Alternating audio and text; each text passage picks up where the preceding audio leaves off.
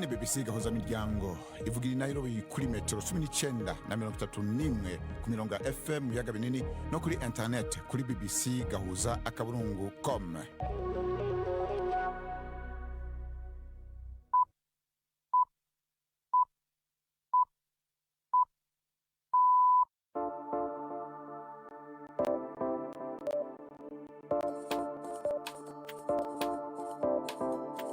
Ubu ni isaha imwe n'igice z'ijoro i Nairobi, ni isaha 12 n'igice z'umugoroba mu Burundi no mu Rwanda. Muri kumwe na Bernard Bankukira. Ikaze bakunzi ba BBC gahuza miryango makuru kuno wa mbere iganiko rya 27 z'ukwa kane 2026 mu ncamake.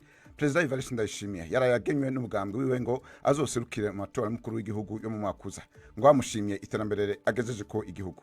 Bose basanga bavuga ikintu kimwe ati ihogira ikintu na kimwe coza gihungabanya umurindi turiko abanyabanga bavyanditswe nyene mu ntara zose. Uwihweza ibintu n'ibindi we avuga ko kwari kwemeza gusa. Bavuze ngo babajije guhera hasi gushika hejuru, nibaza ko atari ivyo nivyo barashobora kubamenyesha bari yabo hasi, ariko mu bisanzwe ingingo ifatirwa hejuru n'abajya batanu bagize komite de sage. Muri Republika Demokarasi ya Kongo hashinzwe urwego rwa gisirikare rujeje gucungera hacugirwa ubutare. Muri Afrika y'Epfo havugwa abirabure baturuka mu bindi bihugu bahamagarirwa kwitwararika umutekano wabo muri iyi minsi. Mu yandi makuru, mu mikino umunyakenya yaciye agahigo gashya ka London Marathon mu gihe umunyarwandakazi nawe yatsindiye umudari wa zahabu mu Buhinde. Kurikira amakuru y'imikino mbagezaho gendi Yves Bucyana. Amakuru hagariwe na Anne Marie Niwemiza. Idoni mukanyo w'amakuru avuga hiyo none kwisi mushikirizwa na Latifa Mutesi.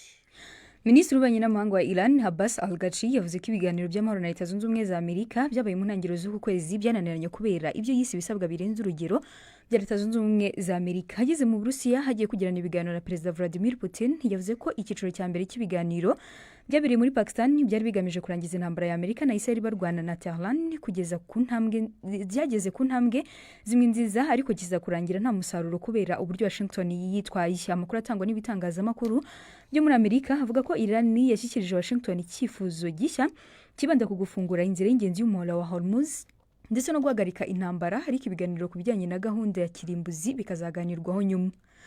Umuyobozi w'ishyirahamwe rikuru rihagarariye abafite amato atwara ibitoro yatangaje ko ibihumbi by'abasare bahize mu nzira y'ingenzi y'umuhora wa Hormuz bahanganye n'ibibazo bikomeye birimo ihungabana rikabije ryo mu mutwe, umunaniro ukabije ndetse n'iterabwoba rishyira ubuzima bwabo mu kaga. Tim Wilkins, umuyobozi mukuru wa Interturk, yavuze ko ubuzima bwabo basare bari mu kaga, anasobanura ko kubona ibiribwa n'ibindi bikenerwa bizagenda birushaho kugorana. Yongeyeho ko inkunga ya guverinoma itari ku rwego rumwe, aho ibihugu bimwe birimo Philippines byabujije ko abasare basimburana mu gihe ibindi bisaba ko abaturage basubizwa mu bihugu byabo. Ukeka kurasa ku bashyitsi bitabira ibirori by'abanyamakuru bakora inkuru za White House byabereye Washington DC ku mugoroba kwa gatandatu hateganyijwe kwitaba urukiko kuri uyu wa mbere mwiburanisha ribera i Washington. Colin Aaron y'imyaka 31 ukomoka i Los Angeles muri leta ya California harakekwaho kuba yararasiye hafi yagenzurirwa umutekano mu birori bikomeye kandi bikaba mu byitabirwa n'abantu benshi. President Trump wari bitabiriye ibyo birori ku nshuro ya mbere muri manda ze zombi yahise yihutanwa avanwa aho hantu. Ni inkuru ya Shaima Karl tugiye kumva mu ijwi rya Anne Marie Niwemiza. Cole Allen uvuga ko ari engineer mu bya mudasobwa akaba uwandika akanakora imikino ya mudasobwa ndetse n'umwarimu, aritaba urukiko kugira ngo abazwe ibyaha akurikiranyweho byo kugaba igitero ku mukozi wa leta ndetse no gukoresha imbunda mu cyaha gishingiye kwihohoterwa.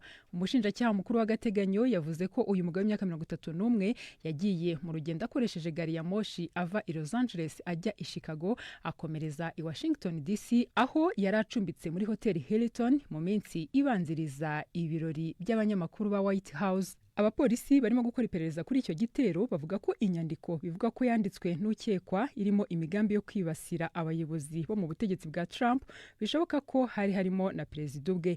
Mbere y'igitero cyo kuwa gatandatu, iyo nyandiko bivuga ko yoherejwe n'ukekwa ku bagize umuryango we, ari nabo bahise bimenyesha abapolisi.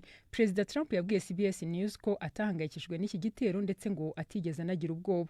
Iki ni igitero cya gatatu kimaze kugeragezwa kuri Perezida Trump kuva mu mwaka wa 2024. iyi ni BBC. Umutwe w'ingabo za Russia's Africa Corps aho abacancuro babo bari bamaze igihe barwanira muri Mali bahangana n'imitwe y'abajihadiste n'amatsinda y'abashaka ubwigenge bw'igice cy'amajyaruguru watangaje ko wavuye mu mujyi wo mu majyaruguru wa Kidal. Wavuze ko uku kuva muri uwo mujyi byumvikanyweho n'abategetsi ba Mali. Bibaye mu gihe iki gihugu kiri mu minsi ibiri y'icyunamo nyuma y'urupfu rwa minisitiri w'ingabo Sadio Kamara wishwe n'igitero cy'ubwiyahuzi cyabereye iwe hafi ya Bamako. Hari kandi amakuru avuga ko umutegetsi w'urwego rw'ubutasi Modibo Kone yakomeretse bikomeye muri ibyo bitero byabaye kwa gatandatu byibasiye umurwa mukuru n'indi mijyi. Mali imaze imyaka irenga 10 ihanganye n'ibitero by'inyeshyamba n'ubw'ingabo zakajije umutekano kuva zafata ubutegetsi mu mwaka wa 2020. Bernard urakoze Latif.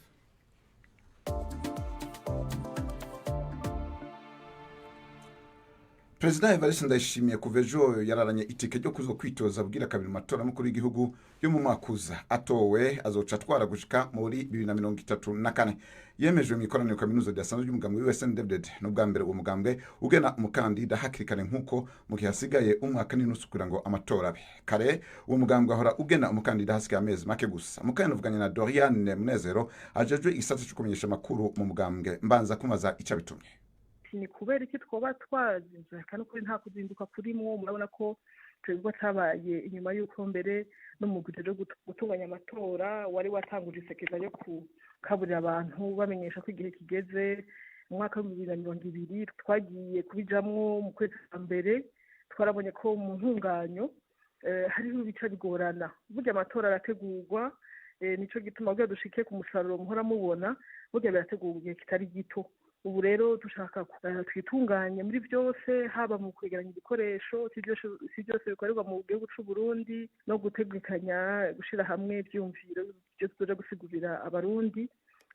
Ikibi ni cakare mwebwe kumbure mwatuzindutse ariko harageze kuri twebwe mu kumugena hakiri kare. Hasigaye ikirigo kirenga umwaka ngira ngo amatora abe. Ubu aracari umukuru w'igihugu, amabanga yiwe nk'umukuru w'igihugu ntashobora kwinjirirwa kumbure n'iryo genwa ugasanga kumbura hagiye ariko ariyamamaza hataragera.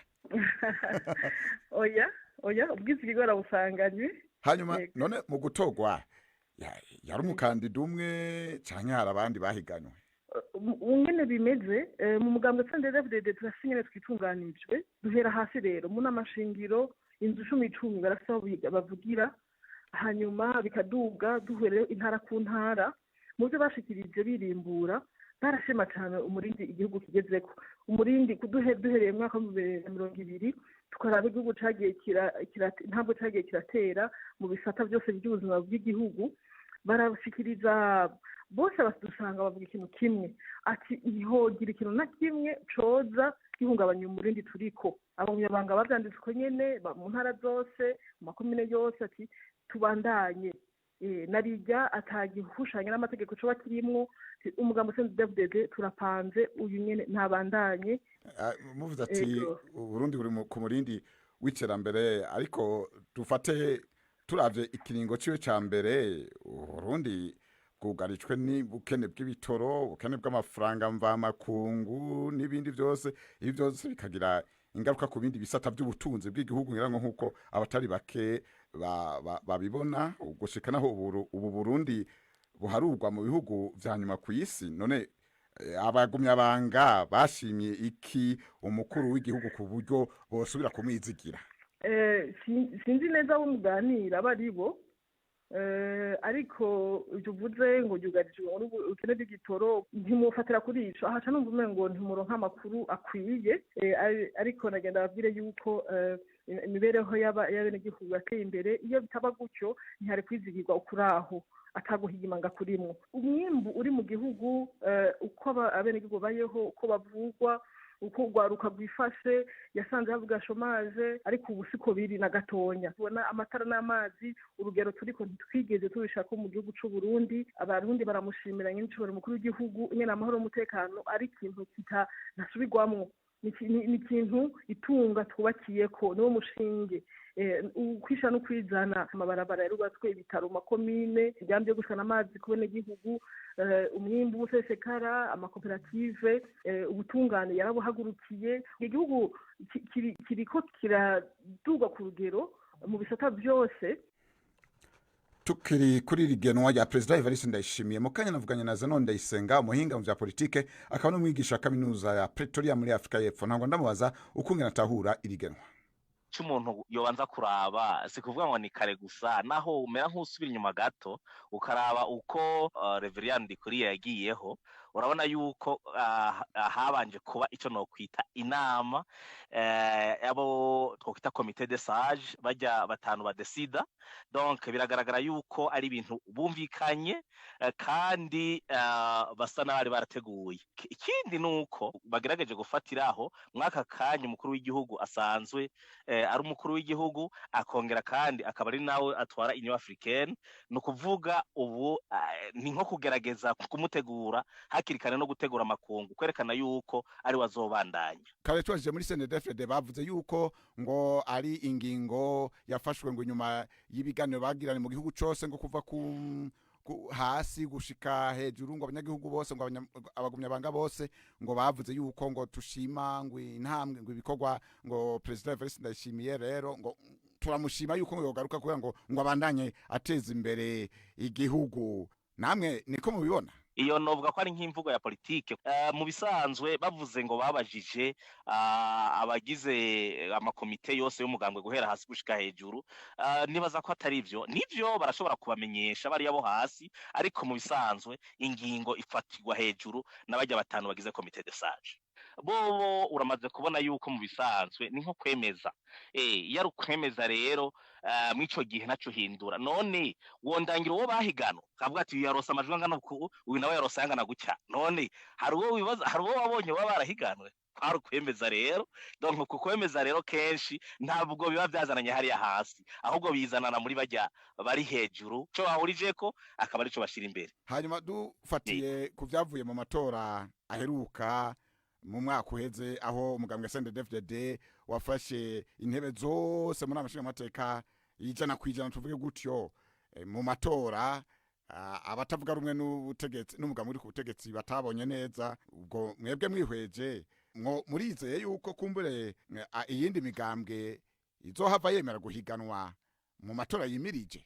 Mumbabarire nishico kibazo nisunze politike y'isi ahigeze mu bisanzwe uri kuraraba aho politike y'isi igeze si kuvuga ngo ni mu Burundi gusa no mu bindi bihugu urabona yuko hagezweho politike y'igikenye ufatiye kubiko birabera muri Amerika ariho hahora arakarorero ufatiye ku byabereye mu Burusiya ufatiye ku byabereye no ku bindi bihugu umuntu yoshobora kudondagura bitari bike urabona yuko isi igeze aho igikenye arico kija imbere. Rero umugambwe CNDD-FDD ukutora ziya ntebe zose cyari kimenyetso cerekana neza yuko bamaze kuca hirya no hino barabona yuko tawozoza kubatesha hakaca hongera kandi hakaca haba na crise interne hagati y'imigambwe surtout yo muri opposition yari yamaze kwicamo ubunwenwe ku buryo yari yamaze gutandukana cyane imaze gutandukana cyane rero donc ni ikintu rero hajya bari bize hama bicayihurira n'iki gihe ndiko ndakubwira cha politique internationale itifashe neza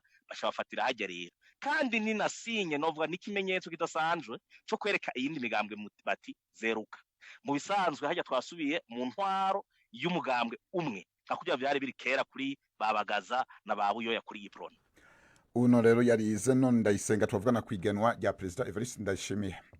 Amakuru tuyabandanize mu Rwanda. Leta y'iki gihugu irasaba abanyagihugu kwitwararika ingene bakoresha gaze itekeshwa kugira ngo igihugu kishobore guhangana n'ibiciro vyayo bibananya biduga. Leta ntigena ibiciro vya gaze yo mu gikone nkuko ibikora ku bitoro ariko yemeza ko nayo nyene yashiswe ko n'ingaruka z'intambara yo mu soko hagati. Inkuru ya Jean-Claude Mwambutsa. Ibihagaze rero 10 hafi 13. Jeanne Pomse n'ukurikiye Yezu umucuruzi wa gaze mu mujyi wa Kigali yicaye hagati y'amacupa menshi ya gaze ategereje abaza kumugurira ariko ngo ntibaza nkuko byari bisanzwe kubera ko bikanga igiciro kiri hejuru cya gaze. Atanga urugero rw'irizamuka yafatiye ku giciro cy'icupa ry'ibiro 6 rikoreshwa na benshi cyane cyane abafite amikoro make.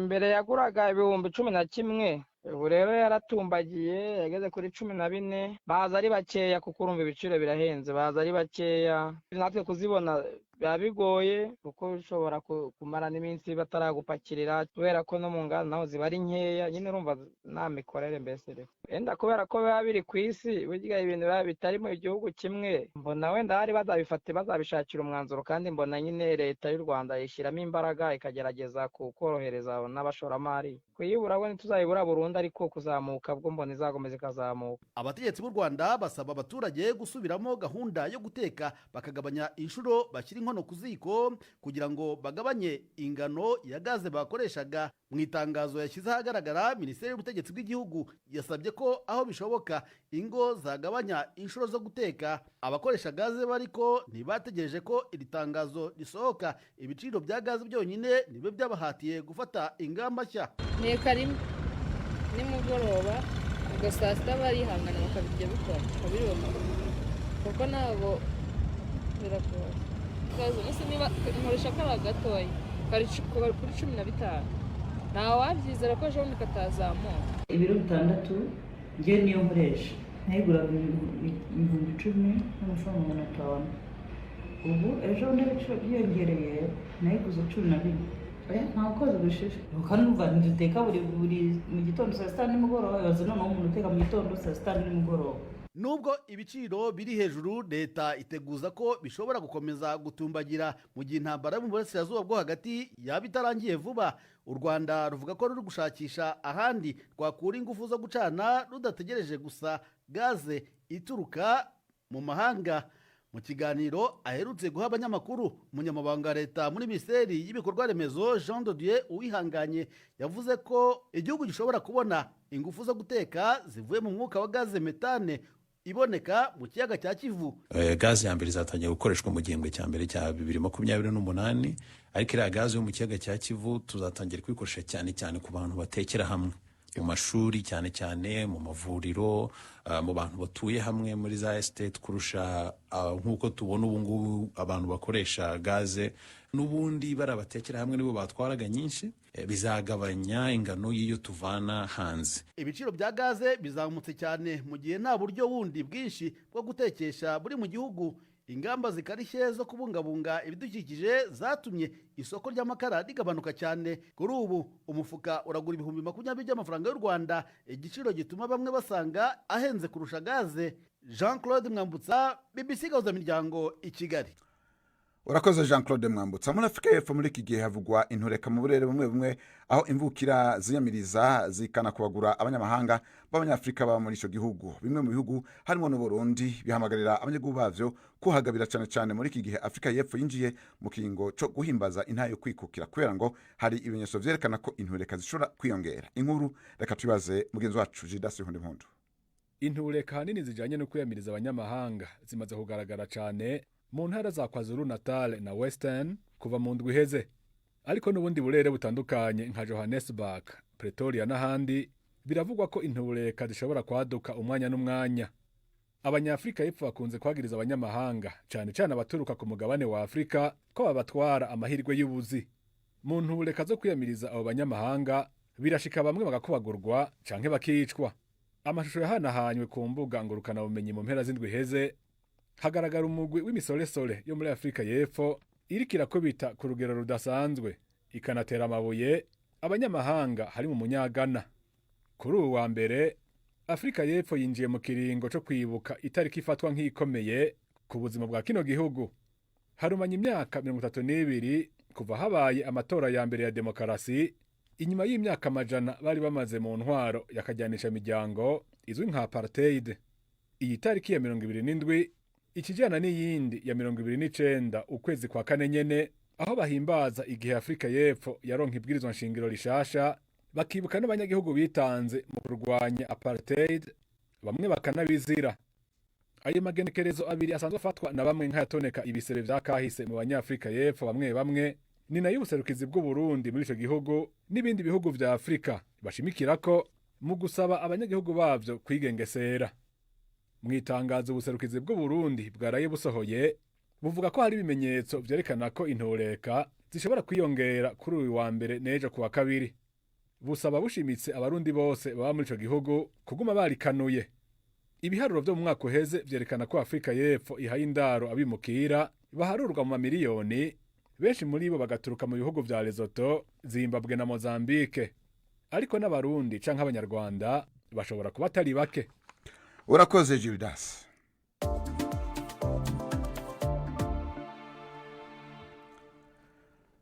Ubugenzuzi bukuru bw'ubucukuzi bw'ubutare canke amabuye y'agaciro muri Republika ya Demokarasi ya Kongo bwatangaje ishingwa y'umugwi ushinzwe umutekano mu gisata cyo kwimba ubutare, umugwi wihariye ukora gisirikare ugenewe gucungera ibibanza bicukurwamwo ubutare gushira mu ngiro amategeko, urwego no kwemeza ikurikiranwa ry'inkomoko n'inzira ubutare bucamwo kuva bucukuwe gushika bugejejwe ku masoko. Umugenzuzi mukuru Raphael Kabengele yavuze ko uno mugambi uri mu ntego ya President Felix Tshisekedi wo kunagura urwego rw'ubucukuzi biciye mu kugwanya intwaro itabereye no kongereza umuco mu gikorwa cyo gucungera ubutare. Inkuru ya Latifa Mutesi.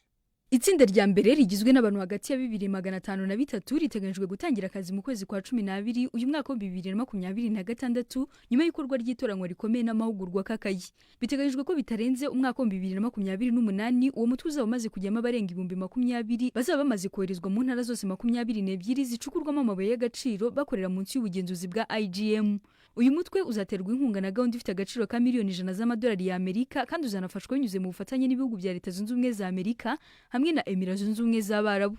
Uyu mutwe uzagenda usimbura buhoro buhoro ingabo z'igihugu zisanzwe ziri mu duce tw'ubucukuzi. Nanone uzagenzura itwarwa n'iyoherezwa ry'amabuye y'agaciro ajyanwa mu bigo biyatunganya ndetse no ku masoko mpuzamahanga. Abayobozi bavuga ko iri tsinda rishyizwe muri iki gihe hagamijwe kugabanya ingaruka n'ibishobora guhungabanya ibikorwa by'ubucukuzi hamwe no kongera icyizere cy'abashoramari. Umutungo wa Kongo w'amabuye y'agaciro utarabyazwa umusaruro ubarirwa agaciro ka trillioni 25 z'amadolari ya Amerika, nyamara abaturage bakomeje kubaho mu bukene bukabije.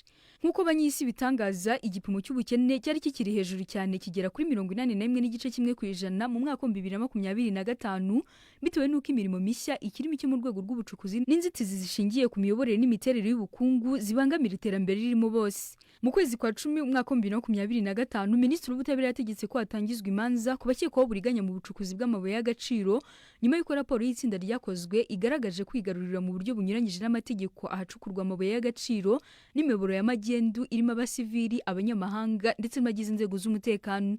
Minisitiri Guillaume Ngefa Atondoko Andal yongeye gushimangira ko guverinoma ifite politiki yo kutihanganira na gato ruswa ndetse n'ubusabuzi bw'umutungo kamere. Kongo ni igihugu cya kabiri ku isi mu gutunganya umuringa mwinshi kandi gifite umutungo munini wa lithium, coltan ndetse na zahabu. Urakoze Latifa Mutesi kuri nkuru waduteguriye. Ubu naho tubahonje kwikina mico urunana jejo.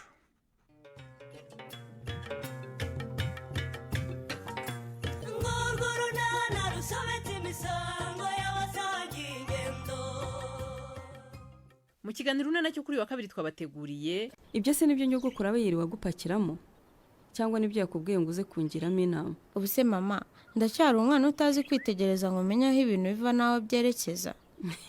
Ko witegereje se wabonye iki muko? Nyine ndabona ushaka gusubirana na Chris mama, kandi ntabwo ari umuntu mwiza pe. Nubwo ari umukire ariko ni umugome, umuntu wakubenze ku munsi w'ubukwe koko. Ariko se wowe na nyokuru ninde wabwiye ko nkurikiye ubukire? Ni 12:45 kuri BBC.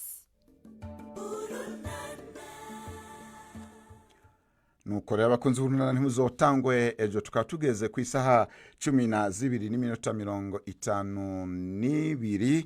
Ubu naho duhikaze Yves Bucyana mu makuru y'inkino.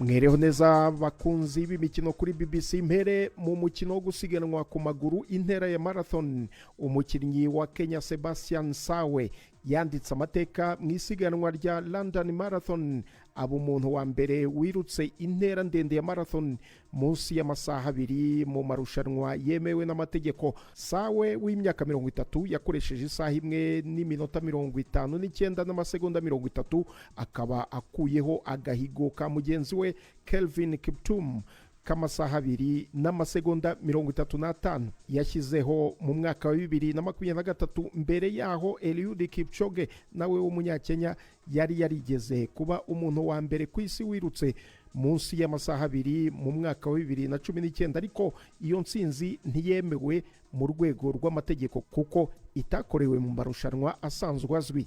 Nkiri muri uyu mukino, umunyarwandakazi Florence Niyonkuru yegukanye umudari we wa mbere wa zahabu mu mujyi wa Bengaluru mu gihugu cy'ubuhinde mu isiganwa ryo kwiruka ibirometero 10,000. Florence niyo nkuru nibwo bwa mbere ajya muri irushanwa akanegukana umudari wa zahabu, bigatangazwa ko igihembo cya mbere uretse uwo mudari yegukanye ibihumbi bisaga 26 by'amadolari.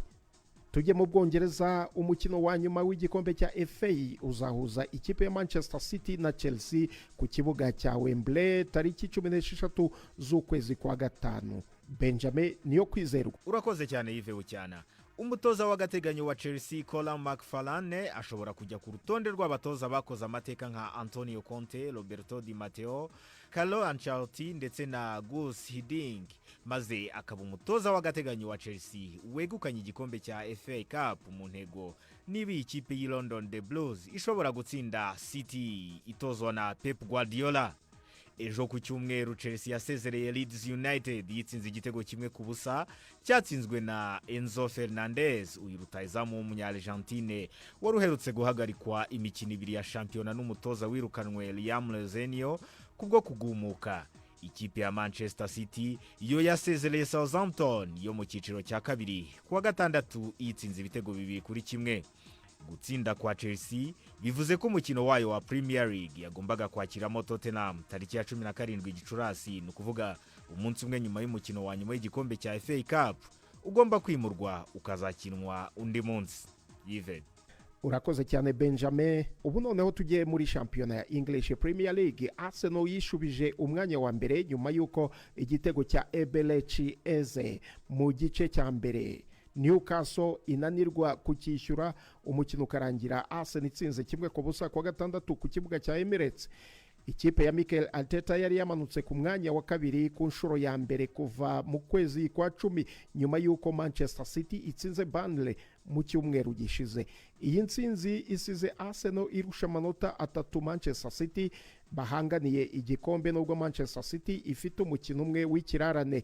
Ahandi mu ikipe ya Liverpool iminsi 236 yarishize Alexander Isaac yinjiye muri ikipe, ariko yaramaze kurangiza igihe kinini cyane ategereje igitego cye cya mbere muri Premier League. Yashoboye gutsinda igitego kuwa gatandatu mu bitego 3-1. Liverpool yapfunyikiye Crystal Palace ku nshuro ya mbere mu gihe kirekire. Uyu mugabo waguzwe amafaranga y'agahigo mu Bwongereza ngana na miliyoni 125 z'amapaundi yongeye kumwenyura mu munsi w'amateka mashya kuri we no kuri Liverpool. Iki cyabaye igitego cya mbere cy'uyu munyaswede ufite inkomoko mu gihugu cya Eritrea muri uyu mwaka wa 2026, akaba ari ku nshuro ya mbere ikipe ya Liverpool itsinze umukino wa shampiyona wo mu rugo uyu mukinnyi yatangiye mu kibuga. Nsoreze mu gihugu cya Espagne, Marcus Rashford yatsinze igitego mu gihe ikipe ya Barcelona yashimangiraga amahirwe yo kwegukana igikombe cya kabiri kikurikiranyije cya La Liga nyuma yo gutsinda Getafe 2-0 kwa gatandatu, mu gihe ikipe ya Hans Flick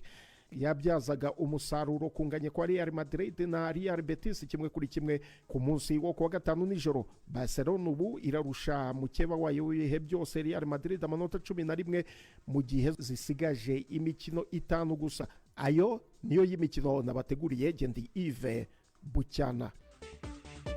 BBC gahuza bijyango muri Afrika no kwisi yose. Urakoze Yves Bucyana kuranwa kuri nkino.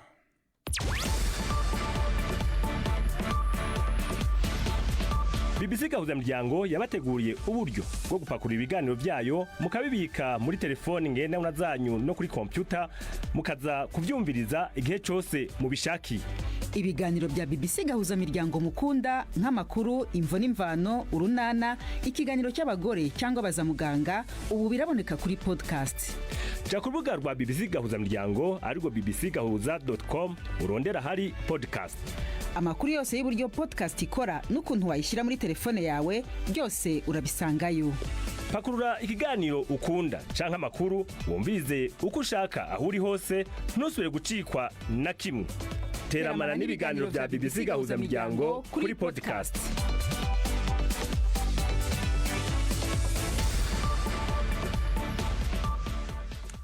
ni hano rero turangije amakuru yacu yo kuri uno wa mbere aho twabwiye ko perezida Evariste Ndayishimiye yaraganye n'umugambi we ngo azoserukira mu matora y'umukuru w'igihugu yo mu mwaka uza ngo bamushimye iterambere agejeje ko igihugu ariko yuheza ibintu n'ibindi we avuga ko kwari ukwemeza gusa muri Afrika y'Epfo abirabure baturuka mu bindi bihugu bahamagarirwa kwitwararika umutekano wabo muri iyi minsi. Amakuru yahagarariwe na Anne Marie Mwiza, muhinga bw'ivyuma yari Jonathan Mwangi. Kwizo njyabo bose hamwe n'abafashije kuri amakuru abashikire be nabankukira nkaba ndabashimiye mugira umugoroba mwiza.